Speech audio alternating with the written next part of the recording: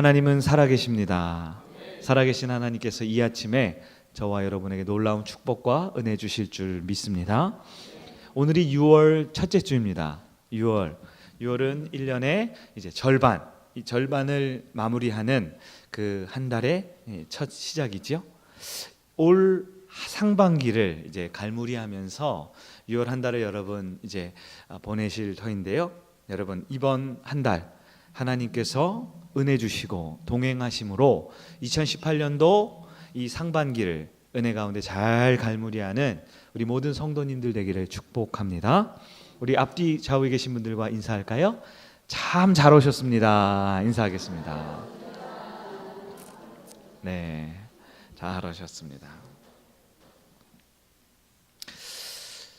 미국에서 있었던 실화 이야기를 하나 소개해 드리겠습니다. 신문에 이런 기사가 실렸던 것이 있어요. 아버지를 $10,000에 팔도록 하겠습니다. 이런 기사가 실렸대요. 아버지를 $10,000에 판다라는 기사가 실린 거예요.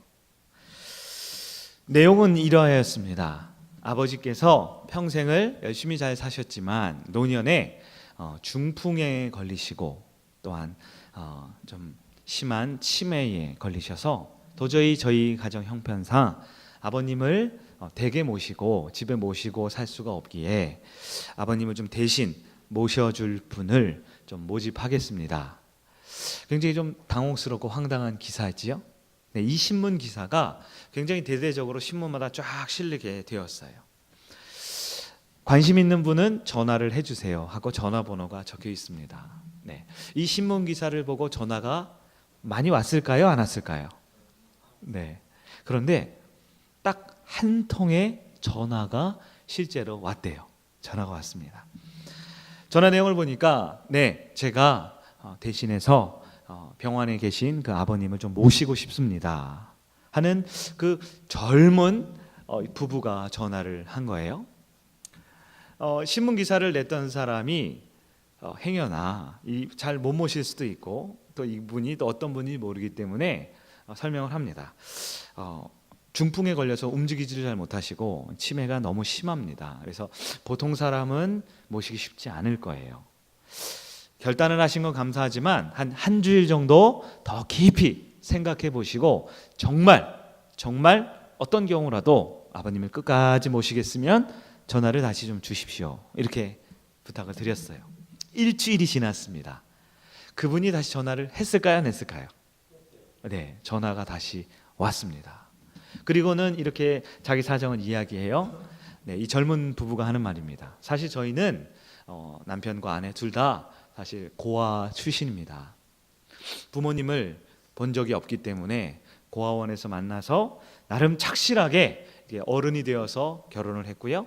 슬하에 남자아이 하나 여자아이 하나 이렇게 두고 살아가는데 저희는 한 번도 부모님을 모신 적이 없기 때문에 정말 이 평생 저희가 비록 넉넉하지는 못하지만 그래도 열심히 성실하게 살았습니다.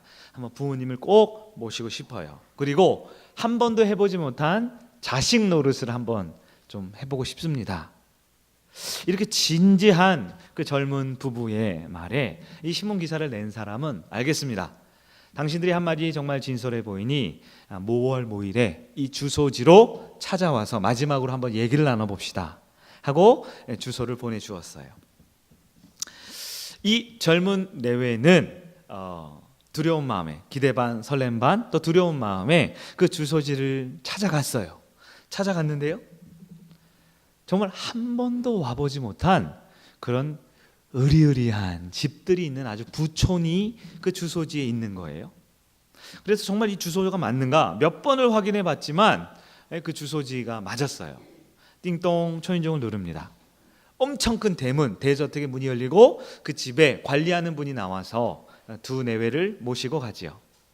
그 큰 문이 열리니까 안에 막 잔디밭이 운동장처럼 있고요, 멋진 실내 수영장도 있는 대저택이었습니다. 응접실에 그 젊은 내외분을 딱 모시고 있는데요, 한 노신사가 계단에서 처벅처벅 내려옵니다. 그러더니 물어봅니다. 정말로 이렇게 치매가 걸리고 중풍이 걸린 어른인데 당신들이 정말 $10,000를 내고 이 아버님을 데려갈 수 있겠소? 그랬더니 이 두 내외는 눈물이 글썽이면서 이렇게 말을 해요. 저희는 정말 부모님을 어떤 분이라도 한번 모시고 싶은 게 저희의 소원이었습니다. 이렇게 말을 해요. 그러자 이 노신사가 이제 설명을 하는 거죠. 사실 이 신문 기사를 낸 사람은 바로 나요. 내가 직접 냈소. 내가 평생 자식을 갖지 못했는데 이 노년의 마지막으로 이 큰 집과 많은 재산을 노린 여러 사람들이 나에게 접근을 해오고 이 유산 때문에 그 돈 때문에 나에게 가까이 오는 사람들을 보면서 정말 진실로 한 사람을, 부모님을 모시고 싶은 그 사람을 찾고자 내가 이렇게 신문 기사를 냈던 것이요 라고 말을 합니다. 그러면서 다시 한번 물어봐요. 자녀들과 형제는 어떻게 되는가? 네, 저희는 고아원에서 만났기 때문에 형제와 부모는 없고 저희가 결혼을 해서 이제 남자아이 여자아이가 있습니다. 그러자 이 노신사가 말하죠.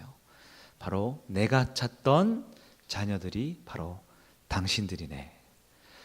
빨리 속히 가서 나의 손자와 손녀를 데리고 우리 집에 와서 나와 함께 살도록 하세. 이렇게 말을 했다라고 합니다. 이 사건은 실제 있었던 일이고 이 신문 기사가 난 후 얼마 지나지 않아서 이 사건이 TV에 방영이 되기도 했다라고 합니다.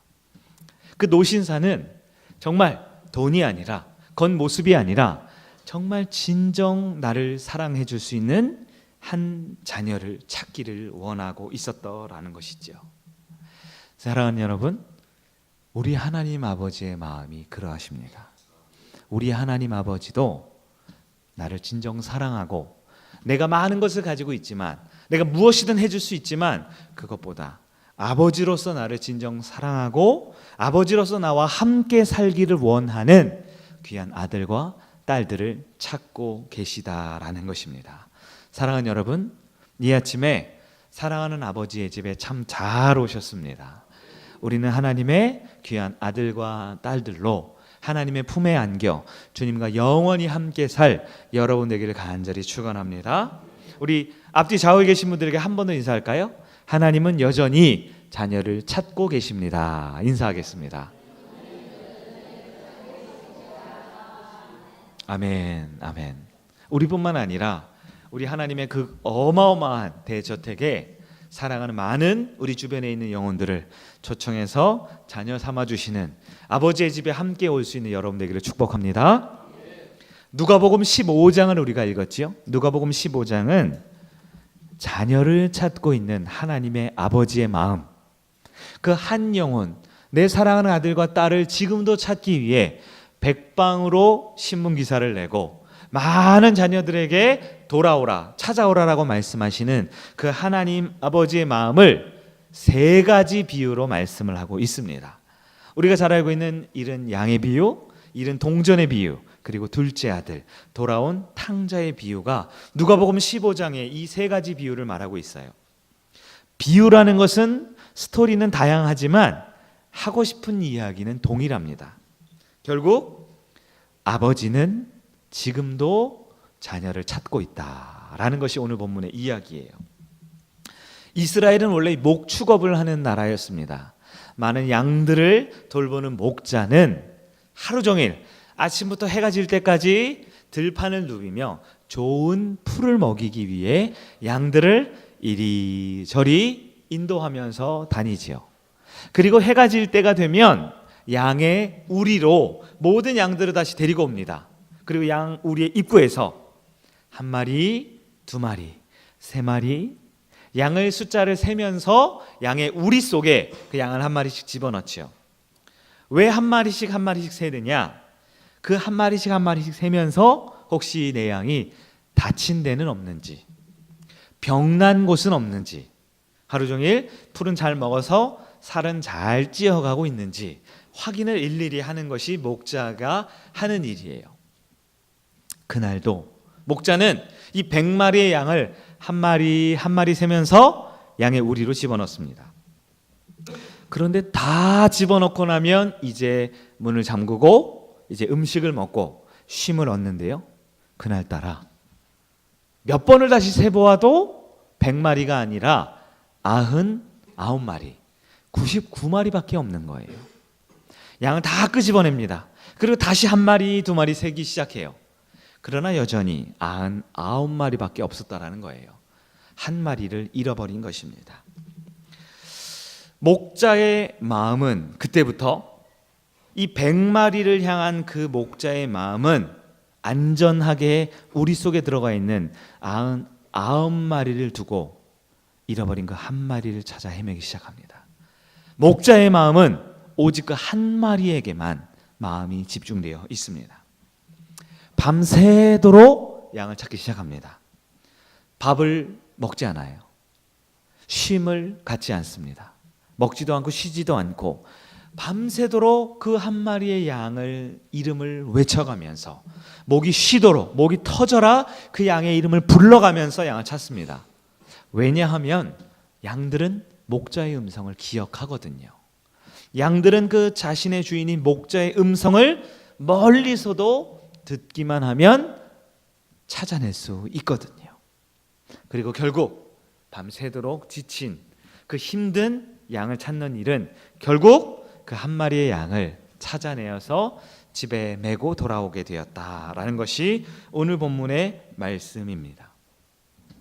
여러분, 만약에 우리가 양을 100마리쯤 가지고 있는 그런 목자라면 그날 밤 99마리가 돌아왔을 때 그 어린 한 마리에 잃은 양 우리는 찾으러 가시겠습니까? 물론 한 마리 양도 꽤 값어치가 나가고 비싸겠죠. 그러나 목자는요, 이른 새벽부터 밤 늦게까지 먹지도 쉬지도 않고 양들을 돌보았어요. 너무 배가 고픕니다. 너무 지쳐 있습니다. 너무 힘들고 피곤한 상태예요. 게다가 여러분 99마리라는 많은 양들은 이미 안전하게 있습니다. 우리 같으면 그 한 마리 양을 찾으러 가겠습니까? 이미 목자는 부자예요. 어쩌면 이 100마리의 한 무리의 양만 소유가 아니라 이미 그런 양들이 여러 그룹으로 있을지 몰라요. 이 목장 저 목장에 이 목자가 가지고 소유하고 있는 양들이 수백 마리, 수천 마리일 수도 있습니다. 그 작은 양, 길을 헤매는 양, 어떻게 보면 값어치로 봤을 때 얼마 되지 않는 그 한 마리 양, 먹지도 않고 쉬지도 않고 밤새도록 목자가 찾으러 가겠습니까? 어떻게 보면 이 상업적인 개념으로 봤을 때 비록 아쉽지만 여러분, 장사를 하면, 사업을 하면 어느 정도 손실이라는 것이 있지 않을까요? 그래, 한 마리 정도니까 오늘 밤은 너무 피곤해, 오늘 밤은 너무 지쳤어, 한 끼도 먹지 못한 이 배고픈 마음으로 그래, 자고 내일 아침에 좀 찾아보지 뭐, 자고 다른 사람에게 좀 찾아보라고 하지 뭐, 이렇게 생각할 수 있지 않을까요? 하지만 오늘 본문에 따르면 이 목자는 그 한 마리의 양을 위해 밤새도록 쉬지 않고 찾아내었다라는 것입니다. 여러분, 본문에 따르면 한 마리 어린 양을 찾았을 때 목자가 어떻게 했다 그랬습니까? 너무너무 기뻐했다라고 합니다. 마치 그 한 마리의 양이 나의 전 재산인 것처럼, 그 한 마리의 양이 내가 가진 전부인 것처럼 목자는 너무 기뻐했다라고 성경은 말하지요. 오늘 본문에 나타나는 이 목자의 마음이 무엇일까요? 목자의 마음은 바로 하나님 아버지의 마음인 것입니다. 지금도 하나님께서는 하나님을 아버지라고 부르는, 모여있는 그 안전한 곳에 있는 구원받은 99마리의 이 양들보다 세상에서 방황하고 낙심하고 절망하고 있는, 어쩌면 그 광야 같은 곳에 헤매이고 있는 그 한 마리의 어린 양, 그 한 영혼을 향해 하나님 아버지의 마음은 지금도 모여있는 이 자리가 아니라 세상을 향해 바라보고 있는 그 하나님 아버지의 마음을 깨닫는 여러분 되기를 바랍니다. 여러분, 하나님이 가장 기뻐하시는 일이 무엇일까요? 하나님이 가장 기뻐하시는 일은 오늘 본문에 따르면 잃어버린 한 마리의 어린 양, 즉 한 영혼을 찾아 돌아오게 하는 것이 하나님이 가장 기뻐하는 일이다라고 성경은 말합니다. 오늘 보면 누가복음 15장 우리 7절 말씀을 우리 다 같이 다시 한번 볼까요? 7절입니다. 시작. 내가 너희에게 이르노니 이와 같이 죄인 한 사람이 회개하면 하늘에서는 회개할 것 없는 의인 99으로 말미암아 기뻐하는 것보다 더하리라. 아멘. 하나님의 가장 큰 기쁨이 무엇이라고요? 한 마리의 잃은 양을, 한 영혼을 찾아오는 것이 우리 주님이 가장 기뻐하는 일이다 라고 성경은 저와 여러분에게 분명하게 말하고 있다는 사실을 마음에 새기는 이 아침 되기를 축원합니다. 여러분, 하나님은 지금도 우리 성일교회가 한 영혼을 찾아 그 영혼을 주님 품으로 다시 데려오기를 기다리고 계시는 하나님의 마음입니다. 여러분, 초대교회를 한번 볼까요? 모든 교회의 원형이 되는 초대교회는요, 초대교회가 시작하자마자 성령의 충만한 역사가 있었습니다. 그리고 그 성령의 충만한 역사가 있자마자 모든 사도들과 제자들과 성도들은 복음을 증거하며 예수를 증거하기 시작합니다. 사도행전 1장 8절을 보시면 오직 성령이 너에게 임하시면 너희가 권능을 받고 예루살렘과 온 유대와 사마리아와 땅 끝까지 이르러 내 증인이 되리라 라고 말씀하셨습니다. 교회가 예수를 믿고 성령을 받으면 가까운 곳에서부터 먼 곳에 이르기까지, 우리 가족에서부터 먼 친척에 이르기까지, 우리 직장 동료에서부터 한 번 만날까 말까한 그 가깝고 먼 사람들에 이르기까지 예수를 증거하는, 한 영혼을 찾기 원하는 그 사명을 받았다라는 것을 기억하는 여러분 되기를 축원합니다. 마가복음 1장에 보면 이런 말씀이 있죠. 1장 37절에 있습니다. 예수님께서 말씀을 전하시고 기적을 베푸시자 제자들이 찾아와서 이렇게 말합니다. 예수님, 모든 사람들이 주님을 찾습니다. 주님의 말씀을 더 듣고 싶어서, 주님의 기적을 더 보고 싶어서 주님을 지금 찾고 있습니다. 그럴 때 예수님께서는 마가복음 1장 38절에 뭐라고 말합니까? 우리가 일어나서 다른 마을로 가자.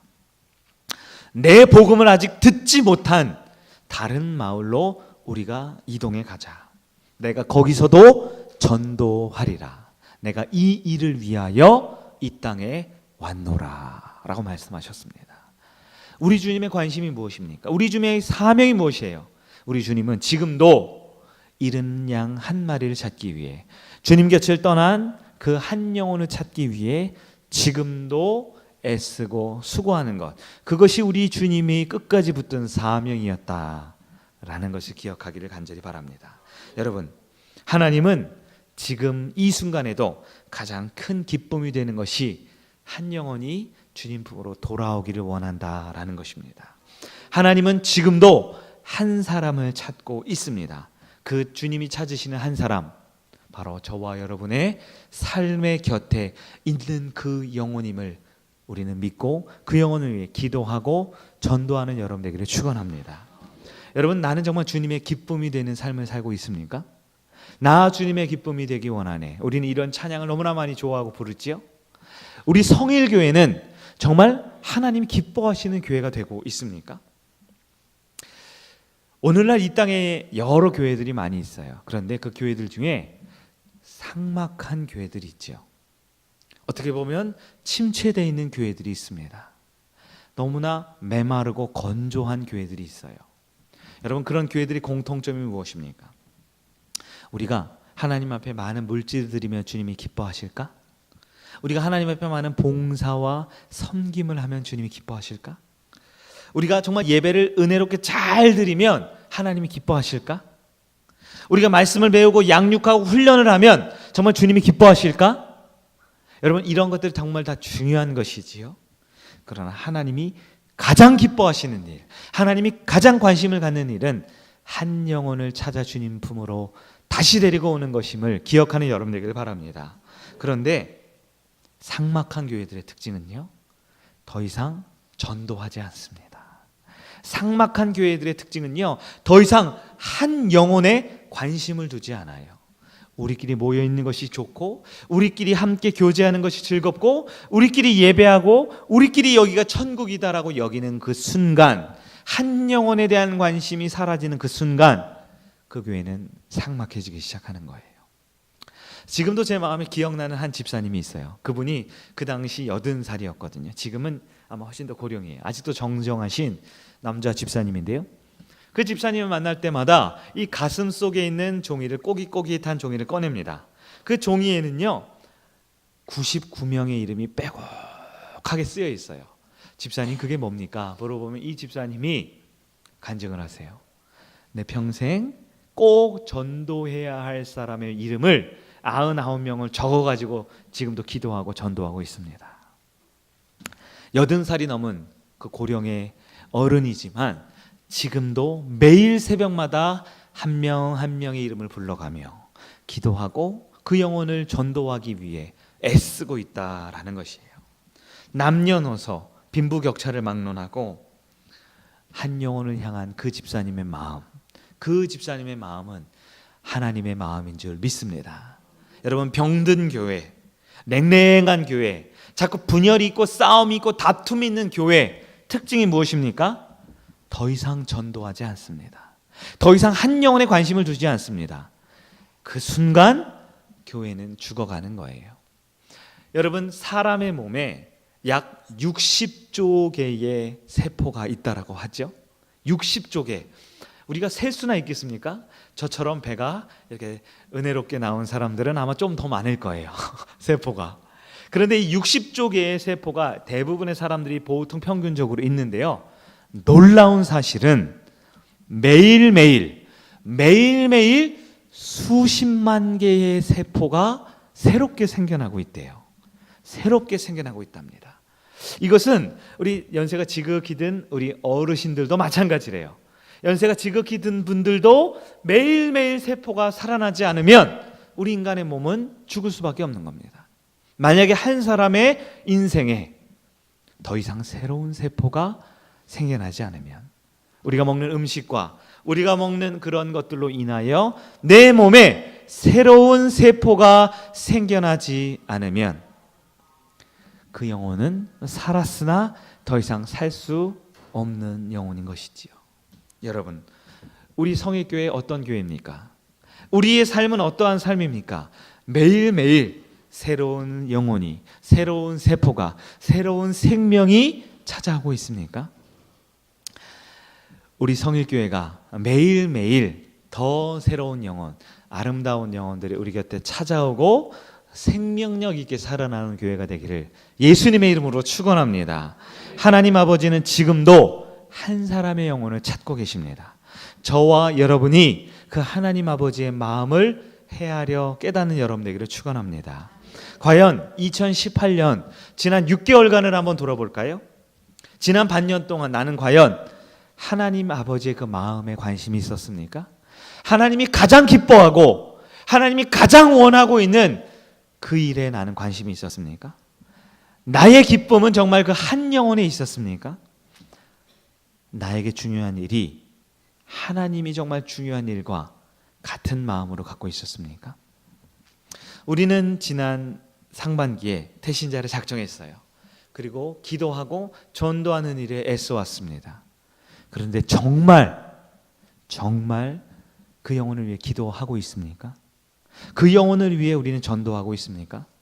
수많은 핑계와 변명거리를 대면서 다음에요, 나중에요, 이런저런 일들이 있어요 라고 핑계하면서 하나님이 정말 관심 갖고 기뻐하시는 그 하나님 아버지의 마음과는 전혀 다른 데만 관심을 쏟고 있지 않았습니까? 우리가 하나님을 사랑한다라고 하면 하나님이 관심 갖고 하나님 아버지의 마음에 있는 곳에 나의 마음이 있어야 한다라는 것을 기억하는 이 아침 되기를 바랍니다. 하나님은 이스라엘 백성들에게 어떤 비유로 말씀하셨어요? 저와 여러분에게 동일한 비유로 말씀하고 있습니다. 누가복음 15장 1절, 오늘 본문 1절 말씀을 보겠습니다. 15장 1절을 다 같이 읽겠습니다. 시작.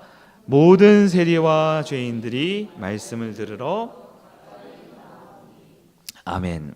예수님은 누구라도 주님 곁에 오는 것을 막지 않으셨습니다. 어떤 사람들이라도 하나님 앞에 찾아오는 그 문을 활짝 열어놓고 있었다라는 것이지요. 성경에 따르면 어떤 죄인이라도, 어떤 세리, 사람들이 그렇게 미워하고 경멸했던 세리와 심지어 창기라 할지라도 주님 곁에 오는 것을 막지 않고 그 문을 활짝 열어두고 있었습니다. 여러분, 이 시간 한번 생각해 볼까요? 나의 삶의 문은 활짝 열려 있는 것 정말 맞습니까? 우리가 하나님의 기쁨 되기 원한다라고 하지만, 주님의 마음을 배우기 원한다라고 하지만, 정말 내 삶의 태도가, 내 삶의 관심이 내 주변의 사람들에게 나의 문은 활짝 열려 있는 것 맞습니까? 우리 성일교회 정말 문이 활짝 열려 있는 건 맞습니까? 누가 오시더라도, 어떤 분들이 오시더라도 우리는 그분들에게 마음의 문이, 우리 교회의 문이 활짝 열려 있는 것이 맞습니까? 제가 어제 토요비전 새벽기도회 하면서 통계자료 하나 든 이야기 기억나시죠? 이 땅에 이 두 부부가, 부부 중에 한 명만 교회 나오는 사람들이 꽤 있잖아요. 그런데 그 내외 중에 한 명만 교회 나오는 사람 말고요, 반대편 사람들에게 설문조사를 했잖아요. 그리고 왜 나는 교회 나가지 않는가? 너무나 큰 비율로, 응답자 중에 많은 비율의 응답이 뭐라고요? 교회 다니는 배우자 보기 싫어서 교회 가지 않는다. 이렇게 평가하는 비율이 상당히 높다라고 하잖아요. 여러분, 우리는 하나님을 믿고 하나님을 사랑하고 많은 영혼을 전도해야 된다. 그것이 나 주님의 기쁨이요 나의 인생의 소망이다 라고 생각은 하지만, 얼마나 많이 전도의 걸림돌이 되고 있지 않습니까? 우리 가족 구원에, 영혼을 구원하는 일에 직장 생활을 하면서 혹시 주변에서 당신 같은 사람이 믿는 기독교는 믿을 수 없다라고 손가락질 당하는 사람이 나는 아닙니까? 그런 이야기를 직접 듣지는 않았을지라도 하나님의 자녀로서, 하나님의 대사로서, 이번에도 북미 정상회담을 위해서 북한에 있는 고위 관료가 미국으로 건너가서 미국 대통령과 회담을 했다라고 하죠. 마치 그렇게 한 나라를 대표해서 다른 나라에 가서 회담을 하는 그 나라의 대사로서, 그 사람의 대리인으로서 우리는 가정과 직장과 삶의 현장에 보내졌는데, 나의 모습이 오히려 예수님께 오고 있는 그 많은 사람들의 문을 막고 있지는 않은가? 이 아침에 우리는 우리의 모습을 한번 돌아봐야 합니다. 전도하기를 원한다. 증거하기를 원한다. 예수님을 믿기를 원한다. 많은 사람들이 우리 교회에 왔으면 좋겠다. 그저 생각만 할 뿐, 나의 삶의 태도는, 나의 삶의 모습은 오히려 주님 곁에 오고 싶어하는 사람들, 혹은 주님 곁에 찾아온 많은 사람들에게 걸림돌이 되고 있지 않은가? 우리의 모습을 우리는 진지하게 돌아보아야 할 것입니다. 누가복음 15장 2절을 한번 읽어볼까요? 시작. 바리새인과 서기관들이 수군거려 이르되 이 사람이 죄인을 영접하고 음식을 같이 먹는다 하더라. 바리새인과 서기관들이 수군거리죠. 이 사람이 죄인과 같이 교제하고 먹는구나. 여기서 이 사람은 누굽니까? 예수님이겠죠. 그렇습니다. 예수님은 어떤 일을 하셨습니까? 죄인들과 연약한 자들과 기독교를 모르고 하나님을 모르고 신앙생활을 몰라서 세상 가운데 살아갔던 그 누구라도 찾아오기만 하면 함께 무엇을 하셨습니까? 식사를 하고 교제를 나누셨다라는 것입니다. 여러분, 복음이라는 것이 이렇게 놀라운 거예요. 여러분, 잘 모르는 사람, 혹은 별로 관심 없는 사람, 혹은 심지어 내가 별로 좋아하지 않고 미워하는 사람과 식사의 교제를 나눌 수 있겠습니까? 쉽지 않은 일이죠. 네. 차라리 요즘 청년들은 이 혼밥 쪽이라고 들어보셨어요? 차라리 어색하고 불편한 관계일 바엔 그냥 혼자 밥 먹겠다. 그래서 혼자 밥 먹는 메뉴가 등장했다라고 하죠.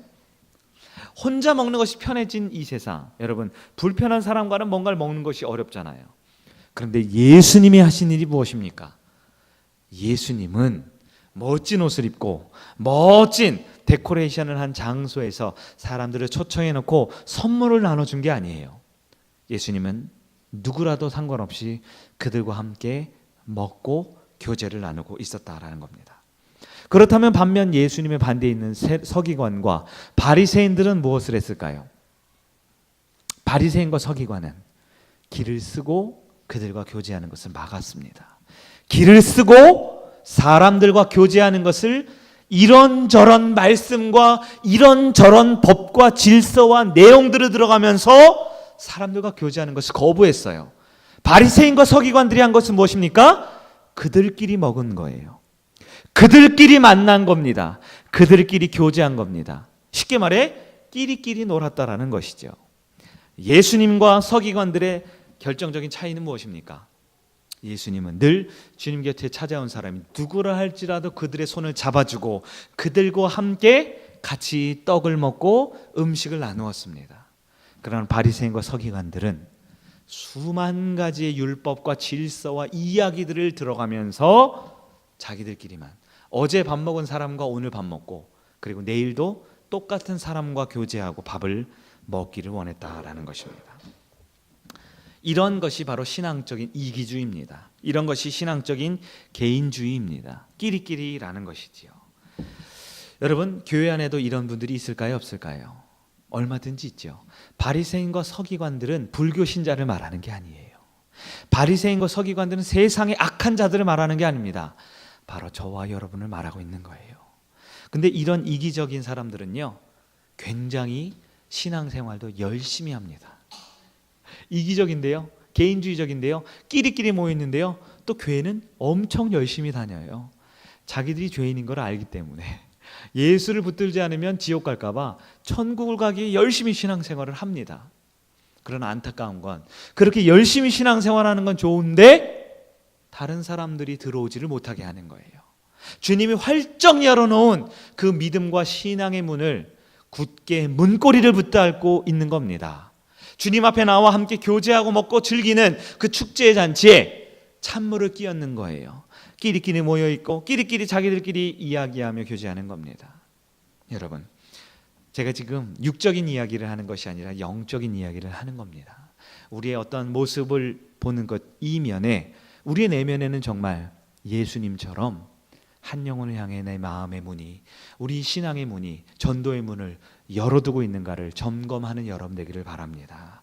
하나님은 누구라도 어떤 죄인이라도 주님 품에 오기를 원하는 것, 그것이 우리 주님의 심정입니다. 우리 주님께서는 어떤 더럽고 추악한 자라도 함께 손잡고 한 음식을 먹고 마시기를 원하는 것, 그것이 우리 주님의 마음인 줄 믿습니다.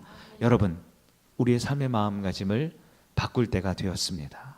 우리 마음가짐을 변화시킬 때가 되었습니다. 전도해야지요. 교회 부흥해야지요. 우리는 열심히 기도하고 열심히 전도해야 된다라고 생각하지만 내 마음의 문이 열려 있지 않으면 죄인과 더러운 자와 추악한 자와 입에는 온갖 세상의 말이 가득하고 그들의 행실에는 예수님을 믿는 사람의 모습은 전혀 없는 그들이라 할지라도 그들을 향해 내 마음의 문을 열기를 시작하고 그들의 손을 붙들기를 시작하고 그들이 먹다 남긴 음식을 함께 나누며 내 소중한 음식을 그들에게 나누는 그 마음의 문을 열기 시작할 때 한 영혼은 주님 품에 돌아온다라는 사실을 기억하기를 간절히 바랍니다. 여러분, 하나님을 사랑하는 자는 누구입니까? 요한복음에 나의 계명을 가지고 지키는 자라야 나를 사랑하는 자니, 나를 사랑하는 자는 내 아버지께 사랑을 받을 것이요 나도 그를 사랑하여 그에게 나를 나타내리라 라고 말씀하였습니다. 마음으로만, 생각으로만, 그저 막연한 믿음으로만 주님을 사랑하고 전도해야 된다는 것이 아니라 내 일상의 삶의 문을 꼭꼭 닫아놓은 문을 나를 지키고 보호하고 싶어서 더러운 것 묻히고 싶지 않아서 끝까지 지키고 있던 내 마음과 생각의 문을 열지 않는 이상 우리는 예수님처럼 영혼을 구원하는 자가 아니라 바리새인과 서기관들처럼 끝까지 문을 닫고 배척하는 사람이 된다라는 것, 우리는 마음에 두 가지 중에 한 가지를 결정해야 한다는 것을 기억하기를 바랍니다. 하나님 아버지의 마음은 지금 저와 여러분에게 먼저 주님을 만난 자들로서 먼저 주님을 사랑하는 자들로서 신앙의 영적인 형님, 누님이 되기를 원하십니다. 새로운 우리 동생들, 새로 찾아온 그 어린 영혼들을 형들로서, 누나들로서 감싸주고 안아주기를 원하는 거예요. 저희 집에 있는 남자아이가 7살이잖아요. 집에서는 막내입니다. 그러면 엄마 아빠를 만날 때 늘 목소리가 바뀌어요. 애기 소리가 됩니다. 혀가 짧아져요. 그런데 요 녀석이요, 유치원만 가면 갑자기 어깨가 넓어지면서 7살이니까요. 제일 오래됐거든요. 왕고참이에요. 상대원 초등학교 병설 유치원의 왕고참이에요. 그럼 5세, 6세가 있으면요, 엄청 거기서 군기를 잡아요. 야, 너 이렇게 해야 돼, 이렇게 해야 돼. 자, 얘들아, 우리 새로 친구 왔으니까 돌봐줘야 돼. 아니야, 그렇게 하면 안 돼. 어른다워야지. 이러면서 엄청 형아 노릇을 하고 있어요. 그것이 바로 이 형과 누나의 모습 아니겠습니까? 목사님, 저는 아직 신앙생활한 지 얼마 안 됐는데요. 저는 더 사랑을 받아야 되는데요. 저는 더 공급을 받아야 되는데요. 그렇죠. 우리는 다 하나님 앞에 어린 막내 아들과 같은 모습이에요. 그러나 우리 집에 막둥이가 또 찾아오면요, 우리 집에 길을 잃고 헤매는 그 어린 영혼이 찾아오면요, 우리는 비록 7살 먹은 어린아이지만 형 노릇 할 수 있어야 돼요. 누나 노릇 할 수 있어야 돼요. 저희 집에 8살짜리 여자아이가 한 명 있습니다. 네, 아빠에게는 늘 껌딱지처럼 매달려 있죠. 하지만 동생만 보면 눈빛이 또 달라집니다. 이 아이를 어떻게 하면 내가 잘 키울까? 이 아이는 나의 십자가다. 늘 아이에게 훈계를 하고, 밥을 먹을 때 흘리지 마라, 물을 마실 때 꼭 입 벌리고 마시지 마라, 늘 잔소리를 하면서 이 아이를 잘 인도하는 사명을 가지고 있습니다. 우리 하나님 아버지의 마음은 무엇입니까? 저와 여러분이 영적인 형님, 누님이 되기를 원하는 거예요. 여러분, 먼저 손 내미는 사람이 어른인 겁니다. 사랑하는 성익교회 성도 여러분, 오늘도 지난주도 앞으로도 우리에게는 늘 새로운 분들과 섬겨야 될 분들이 많이 있습니다. 교회 안에 소외받는 분들, 어린 영혼들이 많이 있습니다. 우리 주일학교 다음 세대들도 많이 있습니다. 그들에게 먼저 손 내미는 것, 그분이 바로 영적인 어른인 것입니다. 여전히 내 문제만 중요합니까? 여전히 십자가 앞에, 주님 앞에 나올 때 아직도 내 문제, 아직도 내 밥그릇, 아직도 내 마음의 위로와 회복만을 바라보면서 나옵니까? 우리 주님은 나를 사랑하시지만 또한 형님, 누님으로서 우리에게 사명을 주고 있음을 기억하기를 바랍니다. 전도는 하나님이 가장 기뻐하시는 일이다라고 말씀드렸습니다. 지금도 하나님 아버지의 마음은 이 자리에 모여있는 99마리의 착하고 충성되어 있는 저와 여러분이 아닌 세상을 향해 방황하고 있는 그 한 영혼을 향해 주님의 마음이 많이 가 있습니다. 저와 여러분의 마음도 아버지를 사랑한다라면 주님의 마음을 따라 그 영혼을 바라보는 이 아침 되기를 간절히 축원합니다. 하나님의 마음을 알면 변명할 수 없습니다. 핑계댈 수 없습니다. 우리가 태신자를 작정한 것이 벌써 6개월이 되어 있습니다. 아직 기도하지 않았습니까? 새벽에 기도하기를 작정하기를 바랍니다. 적어도 토요일 하루만큼은, 못해도 수요일 부흥회만큼은 모여서 함께 기도해야 합니다. 언제까지 일이 바쁘다고, 언제까지 몸이 피곤하다라고 하나님 아버지께서 가장 기뻐하고 중요하게 여기시는 일과 전혀 다른 관심을 갖고 살아가시겠습니까? 2018년 이제 마무리가 되기까지 절반이 남았습니다. 저는 아직도 2017년 12월 31일 그 송구영신 예배 때 우리가 한 자리에 모여서 예배하고 기도했던 시간을 기억합니다. 여러분 기억하십니까? 한 해의 은혜를 감사하며 우리가 편지를 썼어요. 참회의 기도, 회개의 기도 편지를 썼습니다. 그리고 그 옆에는 결단의 기도 편지를 썼습니다. 여러분 아직도 저는 그 모든 기도의 제목을 제 책상 서랍에 두고 지금도 보면서 같이 기도하고 있어요. 많은 분들이 한 해를 돌아보며 사랑하는 가족들, 사랑하는 한 영혼을 위해서 마음을 쓰지 못했던 것을 회개하는 분들이 있었어요. 그리고 많은 분들, 아니 대부분의 분들의 결단에 주님 품에 전도하기를 원합니다 라는 결단을 여러분이 하셨습니다. 여러분 이제 6개월 혹은 아직도 6개월이 남아 있습니다. 2018년 12월 31일 그 송구영신 예배 때 여러분 하나님 앞에 우리가 다 같이 한 해를 마무리하면서 주님 앞에 설 텐데 여러분 하나님 아버지 앞에 어떠한 모습으로 서시겠습니까?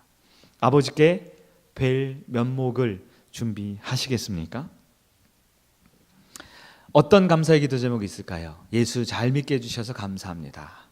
가정의 어려운 기도 제목 응답해 주셔서 감사합니다. 우리 사랑하는 자녀들 입시, 취업, 결혼, 출산 여러 가지 일들 잘 되게 해주셔서 감사합니다. 이런 감사의 제목이 넘치기를 축원합니다. 그러나 그 기도의 제목, 그 감사의 제목에 한 영혼을 건져내게 해주셔서 감사합니다. 이 고백이 꼭 들어갈 수 있는 저와 여러분, 우리 주님이 가장 원하고 가장 감사하기를 원하는 그 제목인 한 영혼을 주님 앞에 드릴 수 있도록 해주셔서 감사합니다. 그 기도의 제목을 응답받아 하나님께 영광 돌리는 저와 여러분 되기를 주님의 이름으로 축원합니다. 말씀을 마치겠습니다. 6월 24일 이제 한 달 남았지요? 네, 오늘이 6월 3일이면 이제 20일 남은 거예요. 3주일 남았습니다. 여러분, 그날은 한 영혼을 위해서 우리가 작정하고 기도한 열매를 맺는 날입니다. 혹시 오해하지 마세요. 다음 주에 전도할 수 있는데 기다리고 기다렸다가 24일 날 모시고 와야지, 그거 아닙니다. 네, 오늘부터 매주 오셔도 됩니다. 그날을 우리가 마지막 축제일로 삼고 지금부터 우리가 기도하고 작정하고 전도할 텐데 혹시 아직 작정하지 못한 분이 있습니까? 오늘 기도하는 시간에 작정하세요. 작정이라는 것이 무엇이에요? 이름 석자 주님 앞에 기도하고 올려드리는 겁니다. 작정했지만 사실 하나님이 알고 내 영혼이 알잖아요. 기도를 많이 안 했습니까? 오늘부터 기도를 시작합시다. 전도는 내가 하지만 영혼은 하나님이 구원시키십니다. 하나님이 하시는 그 일에 내가 기도해야 합니다. 그리고 이번 한 주간 그 영혼을 위해 작정하고 기도할 때에 하나님께서 영혼 구원에 가장 기뻐하는 일에 나를 귀한 도구로 사용해 주실 것을 믿고 전도하는 여러분 되기를 축원합니다. 우리 찬양 하나 부를까요? 우리 자리에 일어나셔서 하나님 아버지의 마음이라는 찬양입니다. 우리 가사를 생각하면서 하나님 아버지가 나를 향해, 이 땅을 향해 어떤 마음인지 한마디 한마디 마음에 새기면서 고백하기를 원합니다.